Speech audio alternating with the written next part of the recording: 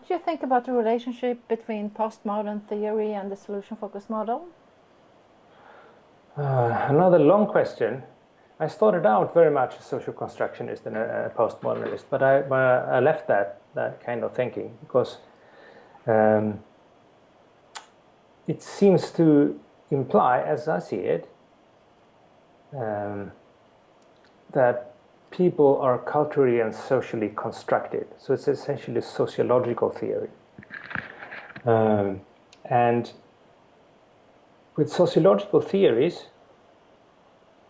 you have to blind yourself to what's inside people, because that will confuse everything. Because you're interested in how culture creates things, then you have to blind yourself to what's inside. You have to blind yourself to biology, and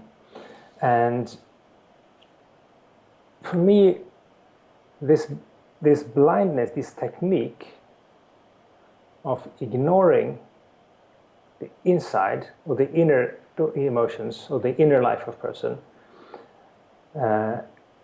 has got a bit stuck. So that has become reality. So there's really no insides or no biology to be interested in. It's not there.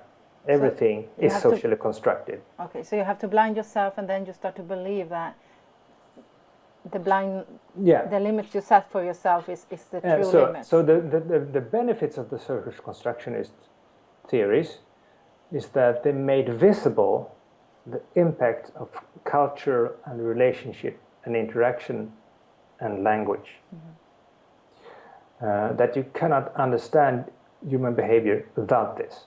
It is always contextualized in culture and language.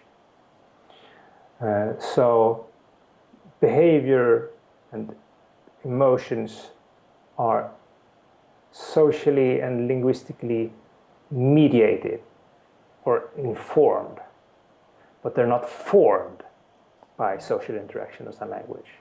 Language doesn't form emotions. It does inform emotions.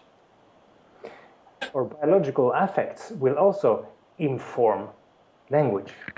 It will not form language, it will inform language. It cannot exist independently of culture.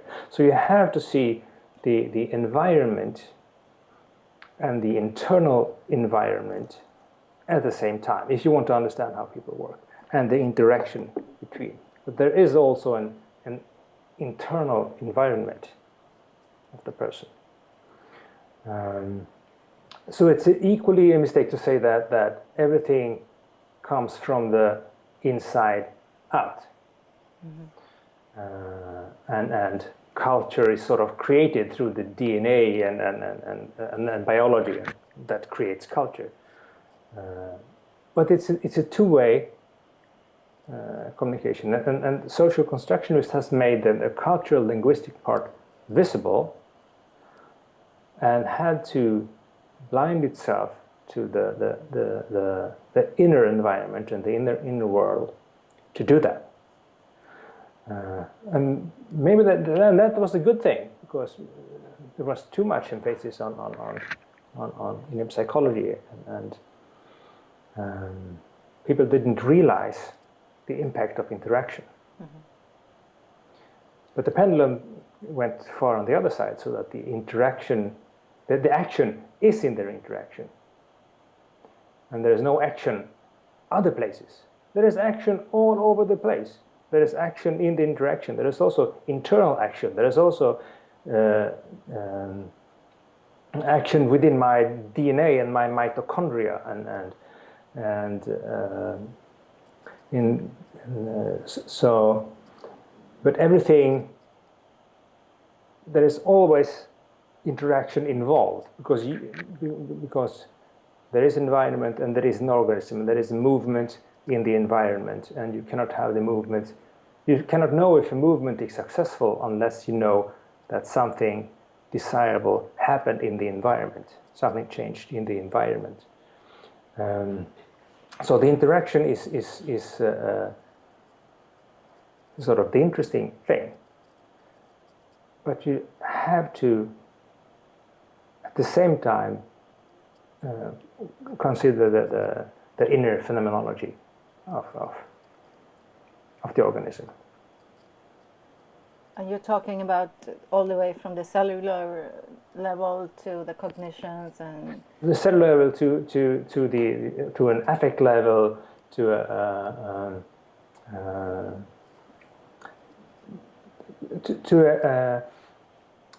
so sort of a bodily animal moving thing level, to an emotional level, to a cognitive level. Cognition is a form of movement, as I see it. It's a form of sophisticated movement. And language is also kind of a movement.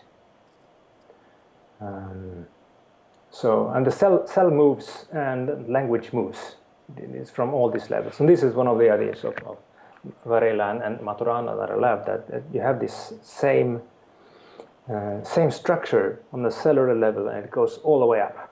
You find this, which makes it a biological phenomenon. And you cannot ignore biology. That's one of my major critics of social constructionism, that it thinks that biology is not relevant.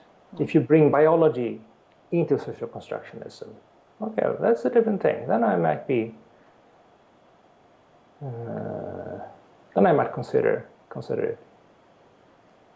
Or if you bring language into biology, which is, I think, what it's closer to Varela and Maturana and the people following that tradition, the ideas from embodied cognition and enactment, like people like Evan Thompson, for example.